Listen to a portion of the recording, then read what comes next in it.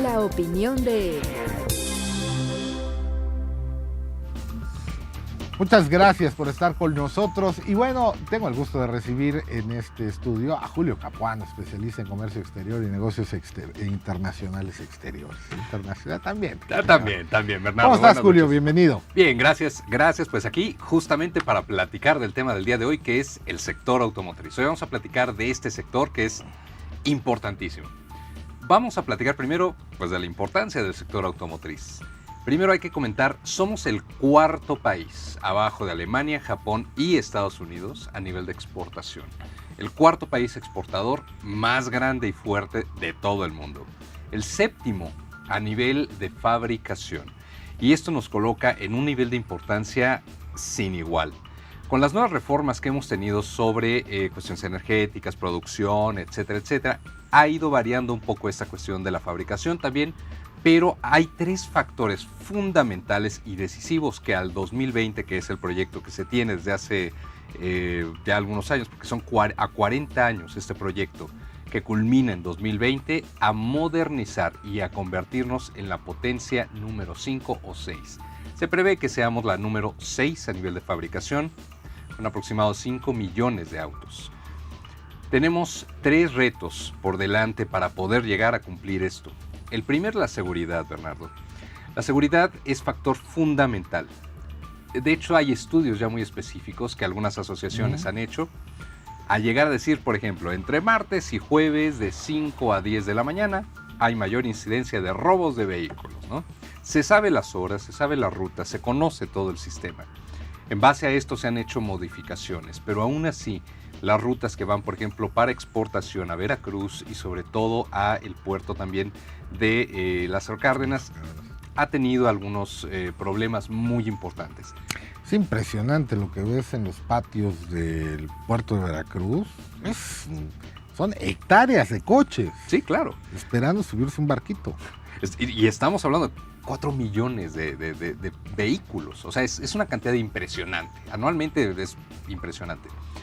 Y esta cuestión de la seguridad ha sido tan importante que tanto navieras como empresas de ferrocarril han tomado precisamente en sus manos la seguridad como algo indispensable y fundamental, sobre todo en la cuestión de transporte terrestre. La logística terrestre ha sido desde hace mucho el coco de la industria, porque hay mucho robo, tanto de autopartes como de vehículos. Y esto obviamente se va al mercado negro. Este tipo de situaciones de robos hormiga, digamos de alguna manera, sí afecta a nivel de exportación porque es una cantidad muy importante. La segunda parte, el segundo punto que hay que tomar en cuenta precisamente es la cuestión también de logística, pero también de aduanas. Al momento de hacer el tránsito y el pase de aduanas para exportación, es muy complicado, Bernardo. No es fácil hacer una exportación de vehículos por muchísimas razones. Hay que cumplir con certificados, tanto medioambientales, de salud, etcétera, que llevan cada uno de los vehículos por separado. Esto debe de ser, es una carga administrativa muy pesada, muy fuerte, como para tener en, no sé, un barco, como dices, muchísimos. Sí. A ver, yo tengo una duda ahí, y ahora que lo mencionas, la integración del vehículo, porque a final de cuentas ese es un punto relevante en términos de, por ejemplo, neumáticos, plásticos, acero, pinturas, todo lo que tiene que ver con parabrisas, todo esto, que hay ciertas normas internacionales sobre ciertos productos y entonces tiene que venir la integración general. Esta integración general se hace, digamos, desde México para poder estar en normas con el resto del mundo.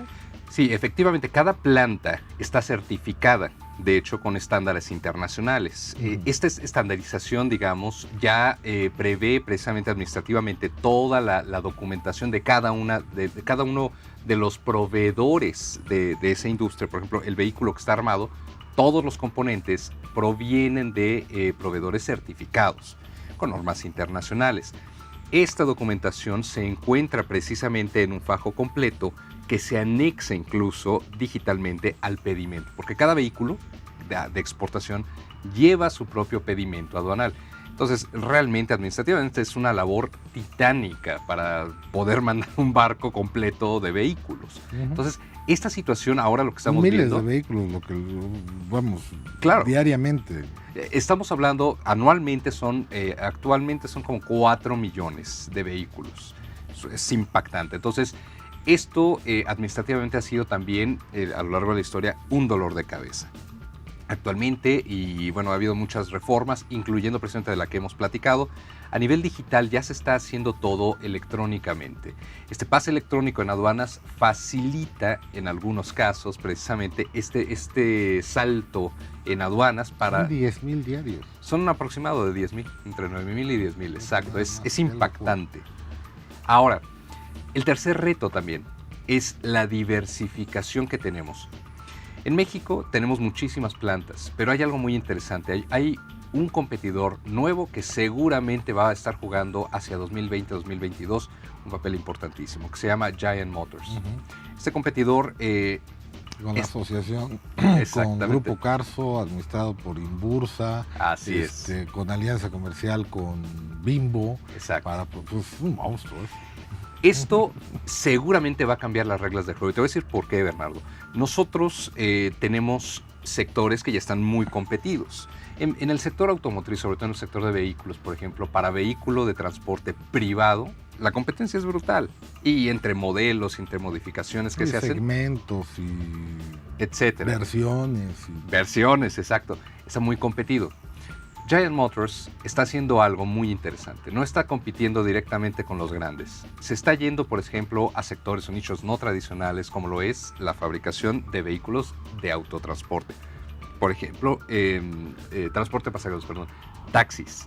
Taxis ecológicos y eléctricos. Pero además están incursionando al mercado eléctrico, ¿no? Con la asociación con alguna otra marca, alguna otra firma que no recuerdo, pero en el eje de Giant Motors. De hecho, hay dos, justamente. Una es Bimbo, que está trabajando, y la segunda es una empresa china, justamente.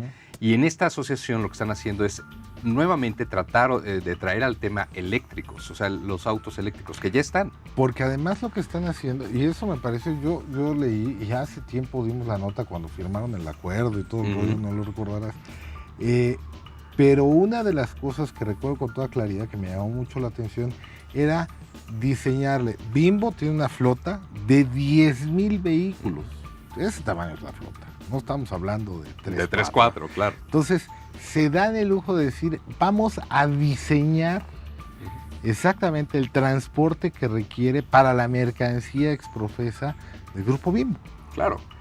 Porque el mercado es enorme. Y Grupo Bimbo, que está teniendo, que tiene gran experiencia porque sus camioncitos, estos repartidos que a todo el mundo, que hasta los juguetitos, algunos siguen por ahí, son de diseño especializado para poder mover la mercancía de Bimbo. Sí, o sea, Bimbo tiene una gran experiencia también en diseñar su propio transporte, digamos. Exacto.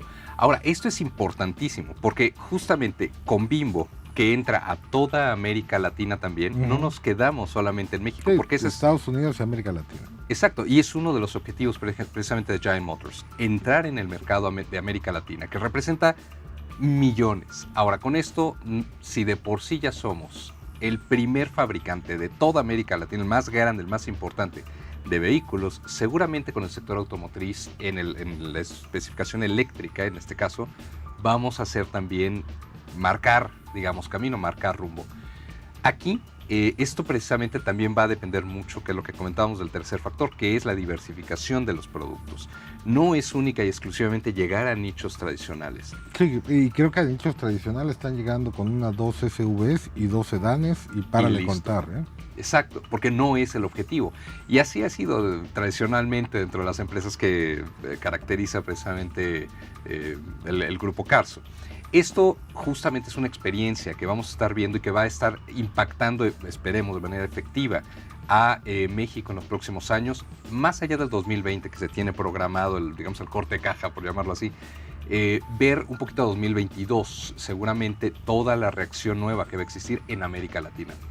La posibilidad, Bernardo, y esto es muy importante, es lo que ya hemos venido comentando. La posibilidad no es únicamente para las grandes empresas, las grandes armadoras. La posibilidad también se encuentra dentro de las pequeñas y medianas empresas que son proveedores precisamente de estos grandes. Tenemos empresas en México que manufacturan muchísimos productos. Todo lo que tiene que ver con la elaboración de piezas, precisamente para este tipo para los vehículos, por ejemplo, en México se caracteriza precisamente no por precio bajo solamente, sino por mano de obra calificada que además está entrando al sector aeroespacial. Que eso también ya será otro tema, pero esta conjunción que se está haciendo va a ser importantísima. Ahorita, y además detonan en Ciudad Sagún. Sí, exactamente. Que ese es el otro tema. Se salen, digamos, y recuperan de alguna manera esa tradición y esa infraestructura ociosa en el estado de Hidalgo. Exacto. Eso es interesante. Tradicionalmente tenemos el Bajío ya establecido como parte automotriz, etcétera. Coahuila, el Bajío, Puebla, ¿no? Pues, Ciudad Sagún lo vamos a recuperar en este sentido. Algo muy interesante por la ubicación geográfica también, Bernardo, y esta parte donde ya existe de alguna manera una red de varios proveedores que están alrededor precisamente de Ciudad Sagún. Esto nos va a permitir precisamente tener mayor competitividad, tanto en tiempos, en logística, como en precio y mano de obra calificada. Vamos a estar viendo seguramente nueva actividad a lo largo de todo lo que es este año y el año que entra.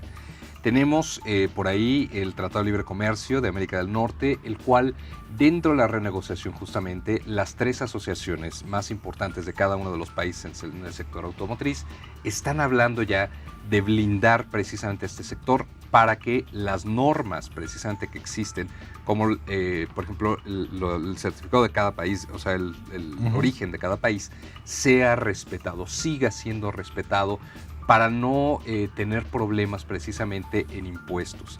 Recordemos que se necesita más del 60% de fabricación para que se le dé una regla de origen a uno de los países.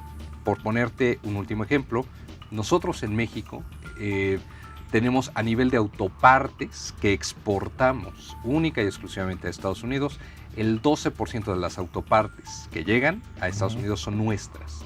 Entonces es importantísimo que nosotros también tengamos esta facilidad de tener el intercambio comercial. Y vamos a estarlo platicando seguramente ya después. Julio Capuano, como siempre, muchísimas gracias. Gracias a ti, Bernardo. Vamos a hacer una pausa. Volvemos. En un momento continuamos. Noticias todo